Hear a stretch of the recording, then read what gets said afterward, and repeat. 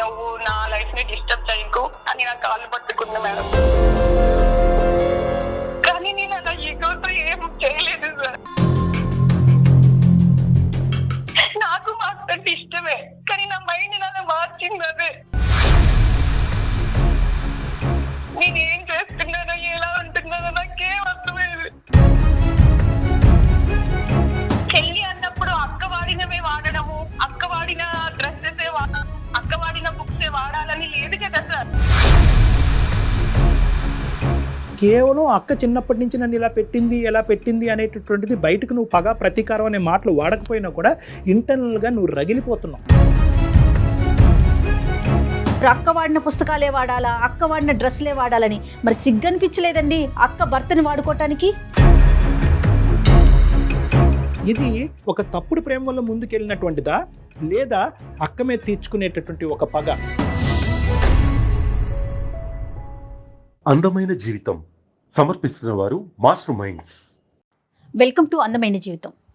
నమస్తే డాక్టర్ గారు. నమస్తే జయ గారు. నిన్న నైట్ నేను ఒక మెయిల్ చదివానండి. సిబ్లింగ్స్ మధ్య వచ్చే ఒక రైవల్టీ చిన్నప్పుడు బాగుంటుంది, ఏదో అమ్మ నాన్న సర్ది చెప్తారు, కొంచెం పెరిగి పెద్ద అయ్యేసరికి తగ్గిపోతుందండి. కొంచెం ఏజ్ గ్యాప్ తక్కువ ఉందనుకోండి, వాళ్ళ మధ్య ఇంకొంచెం ప్రేమ ఎక్కువగా ఉంటుంది, కొంచెం ఎక్కువ ఉంటే అది వేరే కోణాలకి దారితీస్తుంది అనుకోండి. ఈ రైవల్టీ అనేది పర్సనల్ లైఫ్లో కూడా వెళ్ళిపోయి అది విపరీతమైన ధోరణులు, ఇటు అక్క కానీ అటు చెల్లెలు కానీ, అది పెళ్ళి అయిపోయిన తర్వాత కూడా ఒకరి జీవితంలోకి ఇంకొకరు ఎంటర్ అయిపోతుంటే జరిగే మలుపులు అసలు మాటల్లో చెప్పలేము. అలాంటి ఇష్యూ అండి ఇప్పుడు ఇది మరి ఎటు దారి తీస్తుందో ఏంటో. ఒకసారి మరి అమ్మాయి నాకు మెయిల్ అయితే చేసింది, నెంబర్ కూడా పెట్టింది, మరి కాల్ చేయమంటారు ఒకసారి? తప్పకుండానమ్మా. సాధారణంగా అంటే చాలా గ్రోయింగ్ మైల్ స్టోన్ అంటూ ఉంటాం. యూజువల్గా తోబుట్టువుల మధ్యన ఉండేటటువంటి ఒక రైవలరీ ఏదైతే ఉంటావో సైకలాజికల్గా అది ఒక పోటీతత్వాన్ని పెంచి జీవితంలో ఎదగటానికి ఒక విధంగా ఉపయోగపడుతుంది. మరి ఇలాంటి ఇష్యూస్ మరి ఎందుకు వస్తున్నాయి అన్నది ఈ అమ్మాయి మాటలో మనకు అర్థం అవుతుందేమో. హలో హలో ఉషా అండి. అవును మేడం. ఉషా గారు, నేను సుమన్ టీవీ నుంచి మాట్లాడుతానండి, అందమైన జీవితం ప్రోగ్రామ్ నుండి. Hi madam. హాయ్ అండి, బాగున్నారా? బాగున్నాం మేడం. ఉషా, మీరు మెయిల్ చేశారు, చూశాను నేను. డాక్టర్ గారికి కూడా బ్రీఫ్గా చెప్పాను నేను. రైట్, డాక్టర్ గారితో ఒకసారి చెప్పండి, బ్రీఫ్గా చెప్పండి ఉషా. Okay ma'am. ఓకే అమ్మా ఉషా, నమస్తే అమ్మా. నమస్తే సార్. ఎంతమ్మా మీ వయసు ఎంత, మీ ఊరు ఎక్కడ? మాది ఖమ్మం సార్. 25 years సార్ నాకు. ఓకే. నేను మా అక్క ఇద్దరమే అక్క చెల్లెలం సార్, ఎవరు లేరు మాకు. మా అక్క ప్రతి విషయంలో నన్ను చిన్నప్పటి నుంచి డామినేట్ చేస్తూ వచ్చేది సార్. ప్రతిదీ తనకి చెప్పి చెయ్యాలి. ఎక్కడికి వెళ్ళినా కూడా తను ఎక్కడికి వెళ్తున్నావు అని అడుగుతుంది. ప్రతిదీ నన్ను ఒక చెల్లిలా ఎప్పుడు చూడలేదు సార్ నన్ను. అక్కకి మీకు ఎంత ఏజ్ గ్యాప్? ఎంత? 2 years ఉంటుంది మేడం, అంతే. ఓకే. ప్రతిదానికి తను చెప్పినట్టే చేయాలి సార్. అది స్టడీలో చాలా బాగా చదువుతుంది సార్, గోల్డ్ మెడలిస్ట్. నాకేమో అంత స్టడీ మీద అంత ఇంట్రెస్ట్ లేదు, నేను యావరేజ్ స్టూడెంట్ ని. ప్రతి దానికి నాకు ఏదైనా ఫోన్ వచ్చినా కూడా ఎవరు, ఎంతసేపు మాట్లాడతావు, ఇంతసేపు ఎక్కడికి వెళ్ళావు, అన్ని అంతే సార్. చిన్నప్పటి నుంచి అంతే. ఒక చెల్లిగా ఒక్కసారి కూడా నన్ను ఏంటి అనేసి ఏదైనా బాధ ఉన్నా కూడా ఏమైంది అని అడగదు సార్. అసలు ఇంట్లో తను చెప్పింది వినాలి. అమ్మ వాళ్ళు కూడా ఏంటంటే అది బాగా చదువుతుంది, నీకంటే పెద్దది కదా, వింటే ఏంటి అని అట్లే మాట్లాడుతూ ఉంటారు. సహజంగా అదే అంటారమ్మా. పెళ్లి చూపులు సెట్ చేశారు, ఆ రోజు కూడా నన్ను లోపల పెట్టేశారు అమ్మ వాళ్ళు. అదేలే. ఎందుకమ్మా నేను ఎందుకు లోపల ఉండాలి, అదేంటి అక్క పెళ్లి చూపులు నేను చూడకూడదా, నీ పెళ్లినే కదా, నేనెందుకు ఉండకూడదు అక్కడ అని అడిగాను. అడిగితే అక్క అంటుంది, ఆ అమ్మ వాళ్ళు చెప్పినట్టు వినొచ్చు కదా, నీకు అన్ని చెప్పాలా అని చెప్పి అంటుంది సార్. అదేంటి నువ్వన్నా చెప్పవా, నేను నీ పక్కన ఉండొద్దా, అసలు అక్కడ ఏం జరుగుతుంది నేను చూడొద్దా అని అడిగాను నన్ను. నువ్వు క్వశ్చన్స్ వేస్తావేంటి, చెప్పింది చెయ్యాలన్నారు. అది నాకు మైండ్ లో బాగా పడిపోయింది సార్. అది పెళ్లి చూపుల రోజు దాచిపెడతారు, పెళ్లి రోజు సార్, పెళ్లి రోజు తర్వాత అయినా నేనెవరో తెలియదా వాళ్ళకి. పెళ్లి రోజు నన్ను మా బావ చూసారు సార్. మా బావ చూసి ఎవరేమా నాకు చూపించలేదేంటి అని అడిగారు. మా చెల్లి ఆ రోజు లేదు, అవుట్ ఆఫ్ వెళ్ళిందని చెప్పేసింది. కానీ మా బావ ఫేస్ చూస్తే నాకు అనిపించింది సార్, అర్థమైపోయింది మా బావకి ఈ అమ్మాయిని దాచేశారా అని. ఆ రోజు నుంచి ఇంకా మా అక్క ప్రతిదానికి మా బావని నన్ను అబ్జర్వ్ చేయడము, మా బావ కూడా కొంచెం నా మీద కేర్ తీసుకోవడము. ఉషా అది తినమ్మా ఇది తినమ్మా. పండగకి వచ్చారు సార్ సంక్రాంతికి, సంక్రాంతి హాలిడేస్ కి వచ్చారు అనమాట మా బావ వాళ్ళు, అక్క బావ ఇద్దరు వచ్చారు ఇంటికి. అప్పుడు మేము కొంచెం క్లోజ్ గా ఉండడం అక్కకి నచ్చలేదు. క్లోజ్ గా అంటే మామూలుగా బావ మధ్యలో అన్నాక ఇంకా అల్లరి చేస్తూ అలా ఉంటారు కదా మేడం, అలాగే అలా ఆడుకుంటూ పాడుకుంటూ ఉన్నాము. అది ప్రతి దానికి ఉడుక్కుంటూ ఉంది. అప్పుడు అనిపించింది నాకు ఇన్ని రోజులు నన్ను ఏడిపించింది, ఇలా ఏడిపిద్దాం దీన్ని అని. నేను కూడా కొంచెం క్లోజ్ గా ఉండడము, మా బావతో ఆట పట్టించడం మా అక్కని అలా చేస్తూ ఉండేదాన్ని. అమ్మ కూడా అన్నది, ఎందుకు అలా క్లోజ్ గా ఉంటావు, అది ఫీల్ అవుద్ది అని అంది. ప్రతి దానికి అమ్మ వాళ్ళు కూడా సార్ అక్క కదా అడ్జస్ట్ అవ్వాలి అలాగే చెప్తూ ఉండేవాళ్ళు. ఎంతగానో మనం అడ్జస్ట్ అవ్వాలి నేను. అందుకని క్లోజ్ అయ్యారు బావకి. అందుకని క్లోజ్ అవ్వడం కాదు మేడం, అలా మాట్లాడుకుంటూ ఉండేవాళ్ళము. ఒక రోజు ఇంకా మా బావ కూడా ఇలా క్లోజ్ గా ఉంటూ ఒక రోజు చెప్పేశారనమాట, నువ్వంటే నాకు చాలా ఇష్టం ఉషా అని.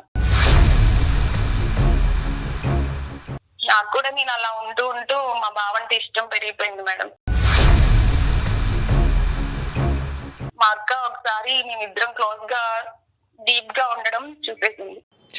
ఏంటమ్మా? నేను ఇంకా ఆ రోజు నుంచి మా అక్కకి మొహం చూపించుకోలేకపోయాను సార్. మీరంత డీప్ గా ఎట్లా క్లోజ్ అయిపోయారు? యాక్చువల్లీ నేను అక్క వాళ్ళ ఇంటికి 2-3 సార్లు వెళ్ళాను.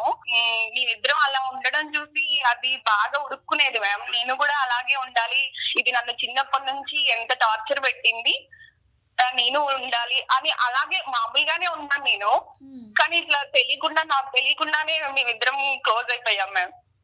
ఒక రోజు నాకు ఎగ్జామ్ ఉంది, వెళ్ళాను అనమాట. నేను తెలియకుండా ఎలా క్లోజ్ అయిపోతారులే అమ్మా. సరే చెప్పండి. ఈగోతో కాదు సార్, మామూలుగానే మేము. అది కాదమ్మా పాయింట్. వెళ్ళాము, వెళ్ళిన తర్వాత అక్కడ మేమిద్దరం అలా ఉండడం మా అక్క చూసేసింది. ఆ రోజు నుంచి నేను మా అక్కకి మొహం చూపించుకోలేకపోయాను సార్ అసలు. ఓకే. ఒక రోజు మా అక్క వచ్చి బాగా ఏడ్ చేసింది, ఉషా ప్లీజ్ నువ్వు నా లైఫ్ ని డిస్టర్బ్ చేయకు అని నా కాళ్ళు పట్టుకుంది మేడం. కానీ నేను అలా ఈగోతో ఏం చేయలేదు సార్. నాకు మా అక్క ఇష్టమే, కానీ నా మైండ్ అలా మార్చింది అదే.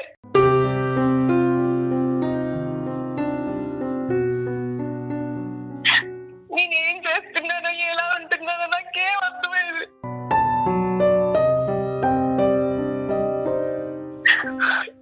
చిన్నప్పటి నుంచి అంతే సార్, అది చేయడం వల్ల నేను ఇలా తయారైనేమో అనిపిస్తుంది.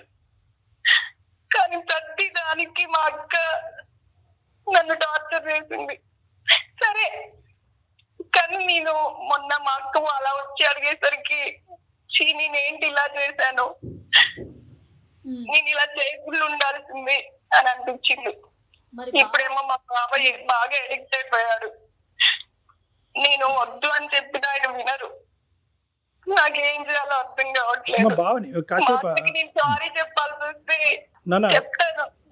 ఉషా ఇది సారీ చెప్తే పోయే బాధ కాదమ్మా. Point number 1. పాయింట్ నెంబర్ 2, ఇప్పుడు బావని కంప్లీట్గా తీసి పక్కన పెట్టు. బావ ఇష్యూ కాదు ఇక్కడ. The issue is between 2 sisters. ఒక పరాయి స్త్రీ బయట స్త్రీకే ఇటువంటి అన్యాయం జరిగితే తట్టుకోలేనప్పుడు సొంత అక్కకి వెన్నుపోటు పడటం అంటారు. ఇక్కడ నువ్వు ఏడుస్తున్నావు, అబ్బా ఏడవద్దమ్మా అనే మాట అనాలని అనిపిస్తుంది, కానీ నీకు సానుభూతి చూపిస్తే కనుక నీ తప్పుని క్షమించి నిన్ను ఇంకా ముందుకు పంపించే వాళ్ళం అవుతామేమో అనే భయంతో నీకు సానుభూతి చూపెట్టడానికి ఇక్కడ వీలు పడదని చెప్తున్నాను నేను. We can't sympathise with you. నీకు సింపతి చూపెట్టడం అనేది ఇక్కడ సొల్యూషన్ కాదు. ఇంకా ఇంకొక విషయం ఏంటంటే కళ్యాణ్ గారు, పెళ్లి చూపులప్పుడు చాలా సహజం అండి మన కల్చర్లో చిన్న పిల్లల్ని పెళ్లి చూపుల్లో ముందుకు రానివ్వరు. అది చాలా సహజంగా జరిగిపోయే ఒక ఇష్యూ. దాన్ని భూతద్దంలో పెట్టి చూసుకోవాల్సినంత అవసరం లేదు ఉషా. ఇక్కడ ఏంటంటేనమ్మా, బహుశా నీకెవరు కూడా అక్క చెల్లెల మధ్యన కానీ అన్నాదమ్ముల మధ్యన ఉండేటటువంటి వైర్యం ఏదైతే ఉందో అది ఒక సహజ సిద్ధమైనటువంటి వైర్యం, అది శత్రుత్వం కాదు. It's a growing mile stone అంటూ ఉంటారు సైకాలజీలో. అలా ఎదగటం నో అది ఓకే సార్, కానీ చెల్లి అన్నప్పుడు అక్క వాడినవే వాడడము, అక్క వాడిన డ్రెస్సెస్ అక్క వాడిన బుక్స్ వాడాలని లేదు కదా సార్. చెల్లి కంటూ ఉంటది కదా. కరెక్ట్. ఇవన్నీ నెగిటివ్ పాయింట్స్ అమ్మా. కానీ అక్క నీ మీద చూపెట్టేటటువంటి ఒక ఆధిపత్యం వల్ల అవనియండి, లేదంటే ఒక పెద్దరికం అవనియండి, ఏదన్నా అవనియండి, అది ఎప్పుడైనా నీకు జీవితంలో ఉపయోగపడింది అని నీకు అనిపించిందమ్మా? నీకు కొద్దిగా సొసైటీలో నీకు అంటూ ఒక కంట్రోల్ వచ్చింది, లేదంటే నేను ఈ తప్పు చేసి ఉండేవాడిని, మా అక్క ఆపకపోతే కనుక నేను ఇలా అయి ఉండేదాన్ని, కొద్దో గొప్ప మా అక్క కంట్రోల్ పెట్టడం వల్ల సమాజంలో నాకంటూ ఒక సెల్ఫ్ కంట్రోల్ వచ్చింది, ఇష్టం లేని చదువు మీద ఒక ఇష్టం అనేటటువంటిది ఏర్పడింది, అడ్వాంటేజ్ పాయింట్స్ ఏమీ లేవమ్మా? చెల్లిలాగా ఎప్పుడు చూడదు సార్, అన్నిటికీ స్ట్రిక్ట్ గానే చేస్తుంది. ఇప్పుడు కూడా నాకు దాని మీద ఇష్టంతో సార్, ఇప్పుడు కూడా నాకేమనిపిస్తుంది అంటే దాని లైఫ్ కోసం నన్ను బతిమలాడుతుందేమో అని అనిపిస్తుంది సార్. నేను సాక్రిఫైసెస్ చేశాను సార్ మా అక్క కోసం, కానీ నాకేం చేయలేదు. కానీ అక్క నా ముందు అలా అడిగేసరికి నేను భరించలేకపోయాను సార్. నేను చేసింది తప్పే, నేను ఒప్పుకుంటున్నాను, ఏం చేయాలో కూడా అర్థం కావట్లేదు. అర్థం అవుదమ్మా, ఎందుకంటే అర్థం కానటువంటి పొజిషన్ నీ జీవితాన్ని నువ్వు పట్టుకెళ్ళిపోయావు. అక్క జీవితాన్ని, నీ జీవితాన్ని, మీ బావ జీవితాన్ని, మొత్తం అందరి భవిష్యత్తుని మొత్తం అందరినీ కూడా ఒక తెలియనటువంటి ఒక ప్రాంతానికి తీసుకెళ్ళిపోయాను. నేను అడిగేది ఒకటేనమ్మా, ఇక్కడ నీ సబ్ కాన్షియస్ మైండ్లో అక్క మీద నాకు వైర్యం లేదండి, అక్క మీద పగ తీర్చుకునేటటువంటి ఉద్దేశం నాకు లేదు అని అంటూనే నువ్వు అందులో ముందుకెళ్ళావు. ఎప్పుడైతే కనుక అక్కని ఎదురుగుంటా నిలబడి నీ ఏడ్చిందో, తన జీవితం గురించి బతిమాలుకుందో, అప్పుడు వరకు నువ్వు చేసినటువంటి తప్పు నీకు గుర్తుకు రాలేదు. ఒక అక్క భర్తతో నేను తప్పుగా ప్రవర్తిస్తున్నాను అనేటటువంటి అంశం అక్క వచ్చి ఏడ్చేంత వరకు తెలియదమ్మా. అక్క మీద మీరు కోపాన్ని, తన మీద ఉన్న ఆక్రోశాన్ని మొత్తం తీర్చుకుంటున్నారు. మరి మీ జీవితం ఏమవుతుంది ఉషా, ఆలోచించారా? అదే మేడం, నేను ఆలోచించలేకపోయాను. అది ఏడ్చే వరకు మీరు చెప్పింది నిజమే సార్, నాకు అది ఏడ్చే వరకు కూడా నేను ఏం చేస్తున్నానో నాకు అర్థం కాలేదు. ఇప్పటికి కూడా నేను చేసిన తప్పే సార్, నేను ఒప్పుకుంటున్నాను. ఏం చేయాలో నాకు అర్థం కాకే మీకు పేరు పెట్టుకున్నాను. నేను ఈ విషయాన్ని ఎప్పటికీ చెప్పుకోలేను సార్. ఒక ఫస్ట్ స్టాండర్డ్ పిల్లోడు కూడా ఇది తప్పని చెప్తాడమ్మా. దీనికి ఒక సైకియాట్రిస్ట్ ఎవరు అక్కర్లేదు, దీనికి అందరూ తప్పే ఇది. కానీ ఏంటంటే ఇక్కడ నేను కొద్దిగా ఇక్కడ ముందుకు మనం ఏ విధంగా ముందుకు ప్రయాణిస్తున్నాం అనేది మనం అర్థం చేసుకోవాలి అంటే కనుక ఇక్కడ జరిగినటువంటి కొన్ని అంశాలు మనం ఇక్కడ జాగ్రత్తగా అర్థం చేసుకోవాలి. ఇక్కడ ఏంటంటే అక్క నన్ను ఇలా హింస పెట్టింది, బాధ పెట్టింది అంటే కనుక పాయింట్ నెంబర్ 1 నేను ఏమంటున్నానంటే, అక్కకి ఖచ్చితంగా నీ మీద ఓకే నువ్వు ముందు ఈ విధంగా అందంగా ఉన్నావునో, లేదంటే ఎక్స్ట్రా కరికులర్ యాక్టివిటీస్లో ముందున్నావో నోనో, ఇలాంటి రకరకాల అంశాల వల్ల తనకి ఒక ఈర్ష్య అనేది ఉండుండొచ్చు. రెండోది ఏంటంటే, నాకు ఇప్పటికీ కూడా భయం కలిగించేది, చాలా భయం కలిగించే ఒక అంశం ఏంటంటే, మీరిద్దరూ ఒక కాంప్రమైజ్డ్ సిచ్యువేషన్లో ఉన్నటువంటి సన్నివేశాన్ని అక్క చూడకపోతే కనుక ఈ ఇష్యూ ఎక్కడి వరకు వెళ్ళి ఉండేది, నెంబర్ 1. నెంబర్ 2, మీ అక్క వచ్చి నీ కాళ్ళ మీద పడి ఏడవకుండా ఉండేటటువంటి పరిస్థితి ఏర్పడి ఉండేది కనుక ఈరోజు నువ్వు కంటతడి పెట్టుకునేదానివా, మాకు ఫోన్ చేసి ఉండేదానివా? అంటే నీకెంత డిలేడ్ రెస్పాన్స్ ఏర్పడింది. కేవలం అక్క చిన్నప్పటి నుంచి నన్ను ఇలా పెట్టింది, ఎలా పెట్టింది అనేటటువంటిది బయటకు నువ్వు పగ ప్రతీకారం అనే మాటలు వాడకపోయినా కూడా ఇంటర్నల్గా నువ్వు రగిలిపోతున్నావు. ఆ ఇంటర్నల్గా రగిలిపోయేటటువంటి మనస్తత్వం ఈరోజు ఒక గెలుపు కింద నువ్వు భావిస్తున్నావు అనమాట. మీ అక్క భర్త మీద నువ్వు సాధించినటువంటి ఒక ప్రేమాయణం ఏదైతే ఉందో అది నువ్వు సబ్కాన్షియస్గా ఒక గెలుపుగా భావిస్తున్నావు. నాకు నీ దగ్గర ఉన్న ఒక సూటైన ప్రశ్న ఒకే ఒకటి, ఇది ఒక తప్పుడు ప్రేమ వల్ల ముందుకెళ్ళినటువంటిదా, లేదా అక్క మీద తీర్చుకునేటటువంటి ఒక పగ? లేదు సార్, లేదు. మా బావతో నాకు కూడా కొంచెం ఇష్టం ఏర్పడింది సార్. మా అక్క మీద ఈగో వల్లనే కాదు, మా బావ అంటే నాకు కూడా ఇష్టం. ఖచ్చితంగా అక్క మీద గెలుపు పొందుతున్నాను అనే భావం మొదలైన తర్వాత ప్రేమ మొదలైంది అన్నది నా ఆలోచనమ్మా. Yes or no? నువ్వు ఫస్ట్ నీ మాటల్లోనే నువ్వు అన్నావు, నేను గెలుపొందినట్టుగా నేను ఫీల్ అయ్యాను, నువ్వు ఆట పట్టిస్తున్నట్టుగా ఫీల్ అయ్యాను. ఫస్ట్ ఆట అన్నావు, తర్వాత అది కాస్త తప్పు కాస్త నేరం కింద మారిపోయింది. మళ్ళీ నువ్వేదో త్యాగం చేసినట్టు చెప్తున్నారు ఉషా మీరు. ప్లస్ ఫస్ట్లోనే ఒక మాట చెప్పారు, అక్క వాడిన పుస్తకాలే వాడాలా, అక్క వాడిన డ్రెస్లే వాడాలని. మరి సిగ్గనిపించలేదండి అక్క భర్తని వాడుకోవటానికి? సారీ ఉషా, ఇట్లా అంటున్నందుకు తప్పుగా అనుకోవద్దు. మారిపోయింది మేడం. ఏంటమ్మా? అక్క చెప్పిందే వినాలి, అక్క చేసిందే చేయాలి. రైట్, కరెక్ట్ అమ్మా. ఇప్పుడు అమ్మ ఒకటి ఇక్కడ Usha, I think you're getting confused between 2 very big concepts. ఇక్కడ ఏంటంటే అక్క బాధ్యతగా ఉంది, అక్క పెద్దరికం వహిస్తుంది, అక్క బట్టలు వేసుకోవాలి, అక్క పెన్సిల్ వాడాలి, అక్క రబ్బర్తో చెరపాలి అనేటటువంటి అంశం వేరో, కాబట్టి ఇలా చేశారు కాబట్టి అక్క భర్తను నేను వాడుకుంటే తప్పేంటి అనేటటువంటి ఆలోచనకి ఈ రెండిట్లకి నక్కి నాగలోకానికి ఉన్నంత తేడా ఉందమ్మా. 100కి 90 ఇళ్లలో ఇది ఉంటుంది. అన్నయ్య తమ్ముడు కరెక్ట్గా ఉండాలనే ఆలోచనతో తమ్ముడి మీద ఆజమాయిషి చలాయిస్తాడు. ఒక పేరెంటల్ రోల్ అనేటటువంటిది ఒక అన్నయ్య తమ్ముడి మీద చూపెడతాడు, ఒక అక్క చెల్లి మీద చూపెడుతుంది. ఇప్పుడు నా జీవితం ఏమవుతుంది, రేపొద్దున నాకు అసలు పెళ్లి అవుతుందా, నేను ఎట్లా, అంత ఆలోచన ఉండదా, మెచ్యూరిటీ లెవెల్స్ ఉండవా ఇక్కడ ఏంటంటే- అంటే ఆ కోపంలో ఏదైనా చేసేస్తారంటారా? ఈ అమ్మాయి జీవితం గురించి ఆలోచించడం అన్న సెకండరీ అమ్మ. But she has no right to take away the life of our sister. వాళ్ళ అక్క జీవితాన్ని పాడు చేసేటటువంటి రైట్ దీనికి లేదు. అవును. ఆ మాంత్రికుడు, సారీ, మీ సో కాల్డ్ మీ అక్క భర్తని మాంత్రికుడు అంటున్నాను. ఎందుకంటే కనుక ఈ మొత్తం అంశంలో పెళ్ళి అయిన దగ్గర నుంచి పెళ్లి పీటల మీద కూర్చుంటూ కూడా నా వైపే చూశాడు అనేటటువంటి ఒకడు అసలు ఎంత పాపం పని చేస్తాడమ్మా. నువ్వు తప్పు చేస్తే కనుక అతను నేరం చేస్తున్నాడు. డబుల్ స్టాండర్డ్స్ చూపెడుతున్నాడు. అక్కతో పాటు చెల్లిని కూడా వాడుకోవచ్చు అనే ఆలోచనతో మొదటి నుంచి ఉంది అతనికి. నీకు మొదటి నుంచి లేదు ఈ ఐడియా. అతను పెళ్లి పీటల మీద కూర్చున్నప్పటి నుంచి అక్కతో పాటు buy one get one free అన్నట్టుగా అతను ముందుకెళ్ళాడు ఇక్కడ. అందులో డౌటే లేదమ్మా. నన్ను రూమ్ లో పెట్టి అలా ఉంచకుండా ఉంటే No. అలా అవ్వేది కాదేమో సార్. అదే మాట చెప్తుంది తను, పెళ్లి చూపుల విషయాన్ని తీసుకొస్తోంది. అంటే అయితే ఏంటమ్మా, తర్వాత ఎప్పుడన్నా ఒక 5 సంవత్సరాల తర్వాత నిన్ను చూపెడితే అప్పుడు కూడా నీతో ప్రేమైన మొదలు పెడతాడా? అది కాదు సార్.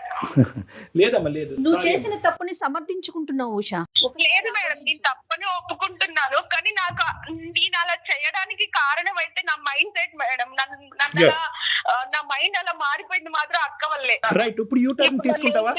ఇప్పుడు నువ్వు చేసింది నువ్వు చేసిన ఏం సమాధానం చెప్పాలో నాకు అర్థం కావట్లేదు. నాన్న, ఇప్పుడు ఎలా ఫేస్ చేయాలో నాకు అసలు అర్థం అవ్వట్లేదు. తల్లి, ఇప్పుడు ఏడవటంలో ఏమీ లాభం లేదు. నేను ఇందాక కూడా చెప్పాను, ఇటువంటి అంశాల దగ్గర మేము సానుభూతి చూపెట్టడం కష్టం, ఎందుకంటే నువ్వు చాలా తప్పు అనే ఉచ్చులో ఉన్నావు. నేను ఒకటే చెప్తున్నాను నీకు, ఇప్పటికైనా జరిగింది. ఇప్పటికి యూ టర్న్ తీసుకుని నీ తప్పుని తెలుసుకుని క్షమాపణ అడిగి వెనుదిరగలవా? Can you come back? నేను ఓకే సార్, కానీ మా బావ ఎవరమ్మా మీ బావ? ఒప్పుకోవట్లేదు. మీ బావే పెద్ద మాంత్రికుడమ్మా. మీ బావే నేరస్తుడు ఇక్కడ. మీ బావ తప్పుదోవలో వెళ్తూ ఉంటే కనుక అతన్ని చూసి జాలి పడతావేంటమ్మా? అతని దయాదాక్షిణ్యాల మీద మీ జీవితాన్ని నిలబెట్టకూడదు. నువ్వు గట్టిగా చెప్పాలి. కాదమ్మా, మీ బావకి మీ అక్కనిచ్చి పెళ్లి చేశారా లేకుంటే ఇంకొకటా? మా అక్కని ఇచ్చేసారు. మరి ఏం ఉషా? ఎవరిని చూసి జాలి పడుతున్నావమ్మా? ఎవరిని చూసి అయితే నీ జీవితంలో చూసి జాలి పడకూడదో వాళ్ళని చూసి జాలి పడుతున్నావు. పడుతున్నావు. ఇంకా నీ వైపు తప్పుగా ప్రవర్తిస్తే చెప్పాల్సింది పోయి నువ్వు ఎంకరేజ్ చేసి మళ్ళీ ఇప్పుడు పాపం బావ అంటున్నావు. పాపం అక్క అనేది మాట్లాడట్లేదు నువ్వు. సరే సార్. సరే కాదు నాన్న, మీరు సరే చెప్పండి, కాదు మేము చెప్తాము. ఒకటి నువ్వు జాగ్రత్తగా ఆలోచించుకో ఉషా. ఈరోజు నువ్వు మీ అక్క ఒక టీం. ఇప్పటి వరకు మీరిద్దరు ఒక టీం లాగా వ్యవహరించారో లేదో నాకు తెలీదు. ఫస్ట్ టైం మీ బాండింగ్ అనేటటువంటిది ఇప్పటి వరకు బలపడలేదు, ఇప్పుడు బలపడాలి. ఇది ఒక టీం కింద వ్యవహరించాలి. మీ ఇద్దరికి ఒక కామన్ సిక్ పర్సన్, ఒక జబ్బు పడినటువంటి ఒక వ్యక్తి ఎవరన్నా ఉన్నారు అంటే కనుక అది మీ బావ. సో ఆ జబ్బును వదిలించాలి, ఆ జబ్బునికి ట్రీట్మెంట్ ఇవ్వాలి. ఇది ఒక జబ్బు, ఇదేదో ఒక వ్యామోహమో ఒక ప్రేమో ఇలాంటి పదాలు వాడకండి. అతను ఇద్దరితో ఆడుకుంటున్నాడు, ఇద్దరి జీవితాలతో ఆడుకుంటున్నాడు. ఇది ఇంకా కుటుంబాల మధ్యన తెలీదు. ఇంకా మీ అమ్మ నాన్నకి తెలిస్తే కనుక వాళ్ళు గుండెలు పగిలిపోతాయి, చచ్చిపోతారు వాళ్ళు. సో కాబట్టి ఏంటంటే దీన్ని ఒక జబ్బు కింద పరిగణించండి. ఇప్పటి వరకు లేనటువంటి మీ బంధం ఇప్పటి నుంచి బలపరుచుకోండి. అక్కతో పాటు నేను ఉంటాను, అక్క మాటే శిలాశాసనం అని చెప్పి ఫస్ట్ టైం నీ జీవితంలో మీ అక్కతో నువ్వు ఒప్పుకోవాలి. అక్క, ఇప్పటి వరకు నీ మాట విన్నానో లేదో నాకు తెలీదు, ఇప్పటి వరకు నీ మీద కోపం వచ్చింది, ఇప్పుడు నీ మీద జాలి కలుగుతుంది, మన ఇద్దరు ప్రేమ అనేటటువంటిది నిలవాలి అంటే మనం భావన మారుద్దాం పదక్క అని చెప్పండి. ఓకే. అరే, ఇప్పుడు ఇది ప్రేమ కాదమ్మా, ఇది ప్రేమ కాదు. ఇది ఏంటంటే ఒక పగతో పాటు కూడినటువంటి ఒక వ్యామోహం. ముందు పగ చల్లారి అంటే కనుక ప్రేమను పెంచాలి, ఒక వ్యామోహాన్ని పెంచాలి. ఆ వ్యామోహం కాస్త ఒక పనికిరానటువంటి ఒక ప్రేమ కింద, ఒక పనికిరానటువంటి ఒక బాండింగ్ మీద జీవితాలు నాశనం చేసేటటువంటి ఒక కథ కింద మారిపోయింది. కాబట్టి ఇప్పటికీ లేట్ అవ్వలేదు. ఇప్పటికైనా తప్పు తెలుసుకోండి, అక్కని క్షమాపణ అడగండి, భావన మార్చేటటువంటి ప్రయత్నం చేయండి. ఇంతకు మించి నాకేం సమాధానం లేదు. Okay sir. Right Usha? Okay ma'am. మెచ్యూర్డ్గా ఆలోచించండి ఉషా. చదువుకున్న పిల్లలయ్యుండి మెచ్యూర్డ్గా ఆలోచించండి ప్లీజ్. ఏం లేదమ్మా, నీదేంటంటే ఇక్కడ ఇప్పుడు ఎవరో ఒకరి తరపునే నువ్వు ఆలోచించడం మొదలు పెట్టాలి ఉషా. ఎవరి తరపున అయితే నువ్వు ఆలోచించకూడదో, ఎవరైతే కనుక మొత్తం నీ జీవితాన్ని నాశనం వైపు తీసుకెళ్తున్నారో వాళ్ళ వైపు నువ్వు ఆలోచిస్తున్నావు ఇప్పటికీ కూడా. ఇక్కడ ఒక మ్యానిపులేట్ చేసేటటువంటి వ్యక్తి వైపు నువ్వు జాలి చూపెట్టకు. అతను ఏమైపోయినా పర్వాలేదు, నువ్వు తీసుకునేటటువంటి నిర్ణయం తప్పు అవ్వకుండా ఉండాలి, అందరి జీవితాన్ని కాపాడగలగాలి. సో కాన్ఫిడెంట్గా ఉండు, ధైర్యంగా ఉండు, బ్యారియర్స్ బ్రేక్ చేయి, సిస్టర్తో పాటు ఉండు. ఓకేనా? Okay. All the best. Take care. Okay. అమ్మ ఇప్పటికైనా రియలైజ్ అయ్యిందమ్మా. ఇప్పుడు ఏంటంటే వాళ్ళ అక్క చూడకుండా ఉండుంటే కనుక ఈ తప్పు ఇలా కొనసాగుతూనే ఉండేది, నలుగురికి పాకుండేది. ఇంకా నలుగురికి పాకితే ఇంకేం ఉండదమ్మా జీవితం. అక్క జీవితం ఏమవుతుంది, రేపొద్దున ఈ పిల్ల భవిష్యత్తు ఏమవుతుంది కళ్యాణ్ గారు? కానీ ఎంత పిచ్చి ఆలోచనలు కదా. అంటే అక్క మీద ఈ నాకు అమ్మాయి ఇక్కడ అంటూనే ఇంకొక విషయం కూడా అనిపించింది. పేరెంట్స్ కూడా ఆలోచించాలండి. పిల్లల మధ్య ఎలాంటి రైవల్టీ ఉంటుంది, ఎక్కడ గొడవలు పడుతున్నారు, కొంచెం ఒకరిని తగ్గించటం, ఒకరిని పెంచటం. ఎప్పుడు చిన్నదాన్ని నువ్వు కంట్రోల్ చేయి మాకు, అప్పుడప్పుడు దాని మాట కూడా నువ్వు విను, అట్లా ఆ రకంగా బ్యాలెన్స్ చేస్తూ మన ఉంటే. సాంప్రదాయంలోనే పెద్దరికం అనేటటువంటి ఆస్పెక్ట్ కి చాలా ఇంపార్టెన్స్ ఉందమ్మా. పెద్దవాళ్ళు అయితే కనుక చిన్నవాళ్ళు ఖచ్చితంగా పెద్దవాళ్ళ మాట వినాలి, తప్పైనా ఒప్పైనా. సో అటువంటి సాంప్రదాయంలో ఏమవుతుందంటే అసలు చిన్న పిల్లల్లోంచి ఏర్పడేటటువంటి మనసులోంచి ఆవిర్భవించే అది కోరికలు, పెరిగి ఆలోచనలు. పెనుభూతం కాకూడదు Yes. కదా ఇప్పుడు కళ్యాణ్ అయ్యింది గారు. ఆ కదా. పిల్ల చూడండి Right. ఎక్కడ దాకా దట్ ఈస్ తీసుకువెళ్ళిపోయిందో. One side of the coin అమ్మా. ఖచ్చితంగా తల్లిదండ్రులు ఆలోచించాలి. అవును. రైట్ అండి. Thank you. Thank you. నమస్తే. అందమైన జీవితం సమర్పిస్తున్న వారు మాస్టర్ మైండ్స్.